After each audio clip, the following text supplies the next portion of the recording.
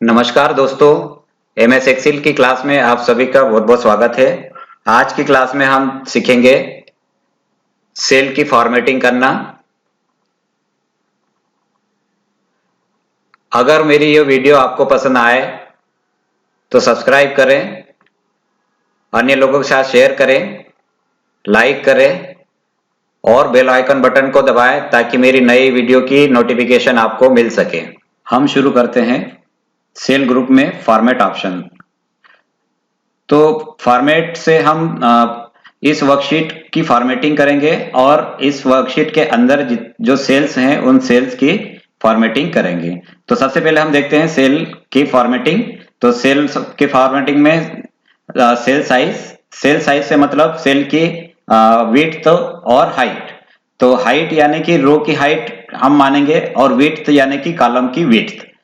तो हम शुरू करते हैं रो हाइट से। तो यदि हमको रो हाइट से हम हमारी जो रो है उसकी हाइट को कम ज्यादा कर सकते हैं, बढ़ा सकते हैं, घटा सकते हैं। तो फॉर्मेट ऑप्शंस पर जाते हैं और यहाँ पर रो हाइट मतलब जिस रो की हाइट हमको बढ़ाना है या कम करना उसको पहले हम सिलेक्ट करते हैं। उसके बाद फॉर्मेट में जाकर रो हाइट पर क्लिक करते हैं। तो हमने यहाँ पर रो हाइट पे क्लिक किया तो यहाँ पर देखिए एक विंडो ओपन होकर आई जिसके अंदर हमको हाइट की वैल्यू देना है कि कितने पॉइंट्स हमको हाइट बढ़ाना है या घटाना है। तो यदि हमको हाइट की रो की हाइट बढ़ाना है तो हम उसके पॉइंट्स हम यहाँ पर एंटर करेंगे। जैसे 30 पॉइंट्स की जो है हम रो की हाइट इंक्रीज करना चाहते हैं तो 30 मैंने एंटर किया और ओके बटन दबाया।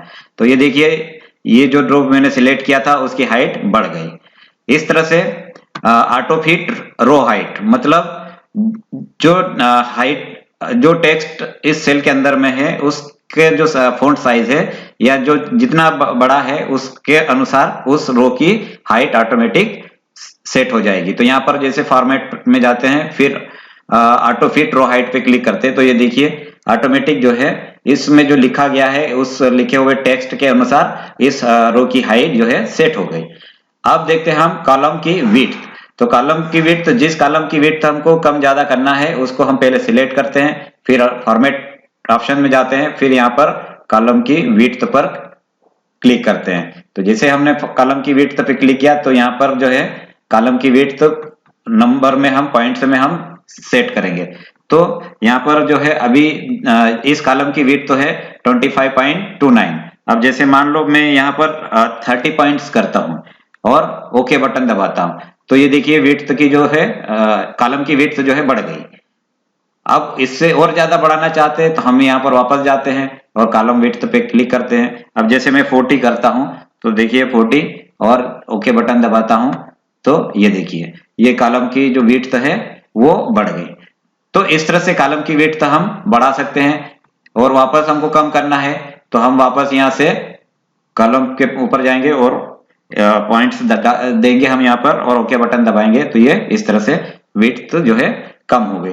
और इसके अलावा भी हम कॉलम की विड्थ हम यहाँ से भी कम ज्यादा कर सकते हैं। जैसे देखिए जितनी विड्थ हमको चाहिए तो हम ये इस तरह से कॉलम की जो बॉर्डर है उसको पकड़कर हम माउस के लेफ्ट बटन से पकड़कर हम आगे पीछे कर सकते हैं। तो उसके अनुसार जो है कॉलम की विड्थ सेट होती है। इसी तरह से हम रो की हाइट भी कम ज्यादा कर सकते हैं। इसी तरह से रो की बॉर्डर को पकड़कर हम इसे ऊपर नीचे भी कर सकते हैं।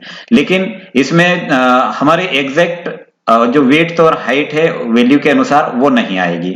मतलब सब जितने जो जैसे 5 रो की हाइट हमको सेट करना है, जैसे मान लो इतने हाइट सेट करना है तो इसके लिए हमको यहाँ पर अलग अलग रो की बॉर्डर को पकड़कर हमको आगे पीछे करना पड़ेगा तब जाकर हमारी जो है इसकी हाइट सेट होगी। लेकिन वो भी सबकी बराबर एक जैसी हाइट नहीं होगी। तो इसके लिए हम यहाँ पर जाते हैं, एक जैसी रो हाइट चाहिए तो यहाँ पर जैसे रो में क्लिक करते हैं और यहाँ पर जैसे 30 पॉइंट्स करते हैं। तो ये देखिए ये सब पूरी जितने मैंने रो सिलेक्ट किया था उतनी रो की हाइट जो है इक्वली डिस्ट्रीब्यूट हो गई।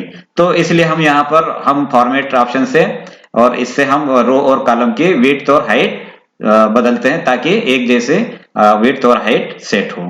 तो इसी तरह से ऑटो फिट कॉलम में जो ऑटो फिट कॉलम हाइट जो है ये कॉलम विड्थ जो है उसके लिए हम यहाँ पर विड्थ आएगी। तो ये ऑटोमेटिक जो जितना एक कॉलम के अंदर में हमारा डेटा एंटर किया हुआ है उसके अनुसार उसकी विड्थ सेट हो जाएगी। तो यहाँ पर देखिए मैं यहाँ पर इसको सेट किया हुआ है। अब मैं ऑटोमेटिक कॉलम विड्थ पर क्लिक करता हूँ। तो ये देखिए जितने मतलब आखिरी जो जैसे कितनी सेल है, 1 2 3 4 और 5 सेल। तो इन 5 सेल में सबसे ज्यादा जो बड़ा टेक्स्ट है वो इस सेल के हैं। तो इस सेल की जो विड्थ होगी उसके अनुसार ही सारे कॉलम्स की विड्थ सेट कर देगा। और डिफॉल्ट विड्थ से जो हमारे विड्थ डिफॉल्ट होती है उसको शो करता है। अब हम देखते हैं विजिबिलिटी। तो विजिबिलिटी में हम हाइड और अनहाइड, मतलब विजिबिलिटी मतलब दिखाई देना। तो हमारी जो सेल है या कॉलम है या रो है या शीट है, हम उसका विजिबिलिटी हम देखते हैं। तो उसको हाइड करना और अनहाइड करना, छुपाना और वापस दिखाना। तो सबसे पहले हाइड रो। तो एक रो को हाइड करना। तो जैसे यहाँ पर देखिए हम जिस रो के ऊपर में हमारा कंट्रोल रहता है, तो वहां पर जो है उस रो के ऊपर में इस तरह से कलर में रो दिखाई देता है कि ये वाली रो जो है सिलेक्टेड है, और कॉलम में भी इसी तरह से ये कॉलम जो है सिलेक्टेड है। तो हम पहले हाइड में जाते हैं और रो हाइड्स, इसके ऊपर जैसे क्लिक करते हैं तो ये देखिए वो रो जो है हाइड हो गया। जैसे ये 7 नंबर की रो है, अब यहाँ पर देखिए ये 9 नंबर की रो है। इसका मतलब ये है कि 7 और 9 के बीच में 8 नंबर की रो जो है वो हाइड हो चुकी है। अब हम उसको अनहाइड करते हैं, हम उसको वापस और अनहाइड करते हैं। तो अनहाइड करने के लिए वापस हमको फॉर्मेट में जाना है और हाइड अनहाइड ऑप्शंस पे जाना है। यहाँ पर देखो ये एरो है तो ऑटोमेटिक इसके अंदर में जो ऑप्शंस हैं वो आ जाते हैं। अब यहाँ पर अनहाइड रो करेंगे तो जो रो हमारी छुपी हुई है वो दिखने लगेगी। तो ये देखिए नंबर वाली जो रो थी वो अनहाइड हो गई।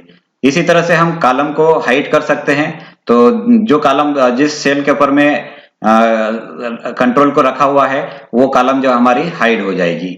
तो जैसे यहाँ पर जो कॉलम को हाइड करना है तो फॉर्मेट में जाते हैं, हाइड अनहाइड में, फिर हाइड कॉलम्स। तो ये देखिए ये वाला कॉलम जो है हाइड हो गया। मतलब डी और एफ, मतलब यहाँ पर ई वाला जो कॉलम था वो हाइड हो गया। अब वापस इसको हम जो वापस अनहाइड करना चाहते हैं तो फॉर्मेट में जाते हैं और हाइड अनहाइड में जाते हैं और अनहाइड कॉलम्स करते हैं। तो ये देखिए वापस ये जो हमने कॉलम को हाइड किया था, छुपाया था, वो वापस दिखने लग गया। इसी तरह से हाइड शीट, मतलब इस पूरी शीट को हम हाइड कर सकते हैं। तो इस शीट के ऊपर में जाएंगे हम हाइड अनहाइड में और हाइड शीट करेंगे।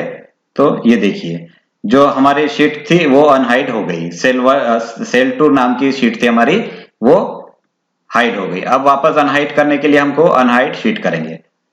तो यहाँ पर देखो अनहाइड शीट करते हैं, यहाँ पर जितनी शीट को हमने हाइड किया था उसकी लिस्ट आ जाएगी। तो शीट जो सेल 2 नाम की शीट थी वो यहाँ पर दिख रही है और इसको सिलेक्ट किया और ओके बटन दबाया। तो ये देखिए ये वाली शीट हमारी वापस हाइड हो गई। तो इस तरह से जो है हम रो कॉलम और शीट को हाइड करते हैं और अनहाइड करते हैं।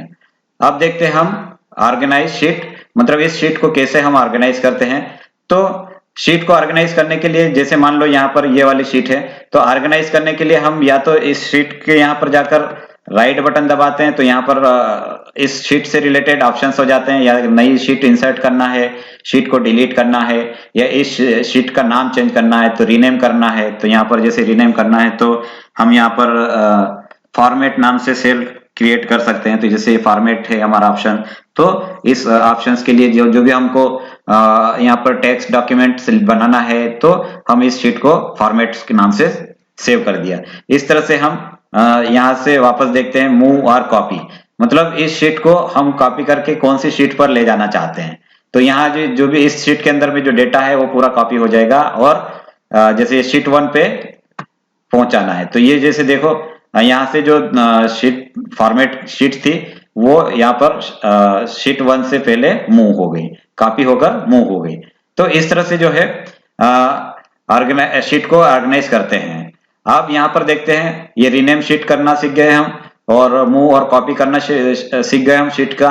अब देखते हैं हम टेप कलर, तो टेप कलर से मतलब ये है कि जो शीट के यहाँ पर नाम लिखे हुए हैं इनका कलर चेंज करना, बैकग्राउंड कलर चेंज करना टेप कलर से हम उससे कर सकते हैं। तो यहाँ पर डिफरेंट टाइप्स के कलर्स हैं और हम जैसे यहाँ पर कलर सेट करते हैं, ये रेड कलर, तो अब जब हम यहाँ पर जाएंगे तो देखिए ये फॉर्मेट जो है वो रेड कलर में आ गया। तो इस तरह से शीट का जो टेप है उस टेप का कलर हम सेट कर सकते हैं। अब देखते हैं हम प्रोटेक्शन। प्रोटेक्शन से मतलब जो है कि हमारा जो पूरा शीट है, इस शीट के सुरक्षा के लिए हम इसमें पासवर्ड सेट कर सकते हैं, ताकि हमारी जो शीट है उसमें अगर इंपॉर्टेंट डॉक्यूमेंट्स हमने इस शीट के अंदर में रखा है और हम चाहते हैं कि इस शीट के अंदर में कोई भी जो है इस डेटा को एडिट या मॉडिफाई या कॉपी ना करे, तो उसके लिए हम प्रोटेक्शन लगा दें। तो किस तरह से हम प्रोटेक्ट करते हैं, तो हम सबसे पहले यहाँ पर फॉर्मेट में ऑप्शंस में जाते हैं और यहाँ पर प्रोटेक्ट शीट करते हैं।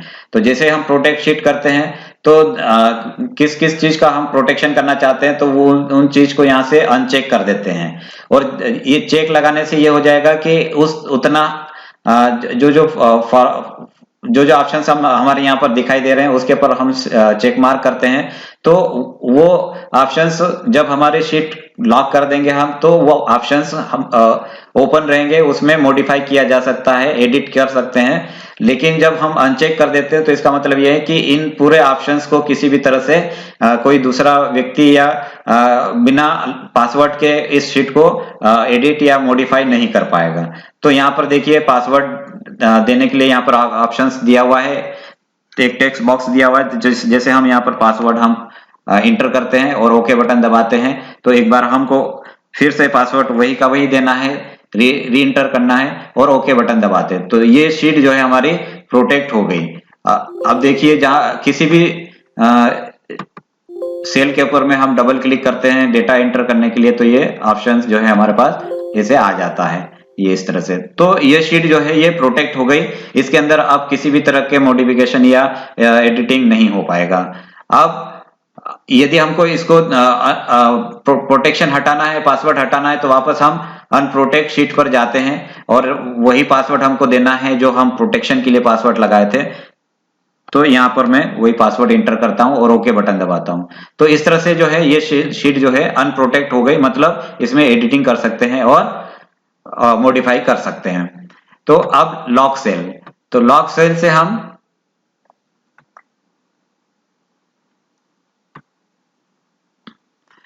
अब यहां पर देखिए लॉक सेल मतलब हमने किस सेल को लॉक किया। अब ये वाला जो सेल था ये अनलॉक हो गया। अब हम वापस इसके लिए प्रोटेक्शन में जाते हैं और प्रोटेक्शन में वापस मैं पासवर्ड सेट करता हूं एक नया और इस शीट को मैं प्रोटेक्ट करता हूं इस तरह से। तो अब देखिए अब यहां पर क्लिक किया तो ये एडिट या मॉडिफाई करने के लिए हमको परमिशन नहीं देता, लेकिन मैं जिस सेल को लॉक किया था वहां पर देखिए अब यहां पर जो है एडिटिंग कर सकते हैं। तो ये देखिए इस तरह से लॉक सेल इस तरह से मैंने एडिट किया। अब इस सेल पे नहीं, इस पे हम एडिट नहीं कर सकते हैं। तो लॉक सेल का मतलब यह है कि हम उस जिस सेल में हमको काम करना है उस सेल को पहले हम सिलेक्ट कर लेते हैं और उसके बाद हम लॉक ऑप्शन पे जाते हैं और उस सेल को हम लॉक कर देते हैं। तो उतने सेल में हम जब शीट को प्रोटेक्ट करते हैं तो उतनी सेल में हमको काम करने के लिए परमिशन मिलती है, मतलब वो अनलॉक हो जाता है। तो जैसे मैं इस शीट को वापस जो है अनप्रोटेक्ट करता हूं पासवर्ड देके, तो वापस जो है एडिटिंग कर सकते हैं, हम मॉडिफाई कर सकते हैं। तो इस तरह से जैसे एक से ज्यादा सेल को हमको लॉक करना है तो हम ज्यादा सेल को हम सिलेक्ट करें और सिलेक्ट करने के बाद जो है लॉक सेल पे जाकर हम उसने सेल को लॉक कर दिया। अब वापस हम इसको प्रोटेक्ट कर देते हैं, शीट को प्रोटेक्ट करते हैं। तो यहाँ पर देखिए पासवर्ड मैंने सेट किया और एक बार और पासवर्ड सेट किया और इंटर बटन। देखिए अब इसमें जो है इस तरह से डेटा एडिटिंग के लिए यहाँ पर ऑप्शन आ जाएगा ये इस तरह से, लेकिन जैसे इस पे मैं करता हूं तो ये परमिशन नहीं देता है। तो इस तरह से जो है हम पूरी शीट को प्रोटेक्ट कर सकते हैं पासवर्ड लगाकर, और वापस इसको अनप्रोटेक्ट करना है तो वापस पासवर्ड देंगे हम और उसको ओके बटन दबाएंगे तो ये अनप्रोटेक्ट हो जाएगा। तो इस तरह से आज की क्लास में हमने सीखा सेल ग्रुप में सेल की साइज, हाइट बढ़ाना, विड्थ बढ़ाना, रो हाइट, कॉलम विड्थ। तो विजिबिलिटी देखा हमने, हाइट करना, अनहाइट करना, सेल, रो, कॉलम, शीट, और शीट को ऑर्गेनाइज कैसे करते हैं हम, रीनेम कैसे करते हैं शीट का नाम कैसे चेंज करते हैं, और शीट को कैसे मूव करते हैं, कॉपी करते हैं, फिर उसके टेप का कलर हम कैसे सेट करते हैं। फिर साथ में हमने देखा प्रोटेक्शन में शीट प्रोटेक्शन और सेल को लॉक करना सीखा। अब जैसे ये फॉर्मेट सेल है, ये केवल जो हम राइट क्लिक करके फॉर्मेट ऑप्शंस में जाते हैं तो वही ऑप्शंस जो है हमारे यहाँ पर भी आ जाते हैं। तो राइट क्लिक करके हम फॉर्मेट सेल में जाते हैं तो यहाँ पर भी हमारा प्रोटेक्शन ऑप्शन दिया हुआ है। ये जैसे जो सेल हमारी लॉक्ड थी तो वो यहाँ पर अनचेक्ड था, तो हमेशा हमारा जो है चेक लगा हुआ होना चाहिए ताकि उसमें हम एडिट कर सकें। तो इस तरह से जो है सेल ग्रुप के अंदर में हम फॉर्मेट ऑप्शंस का उपयोग करना सीखते हैं हमारे वर्कशीट के अंदर में।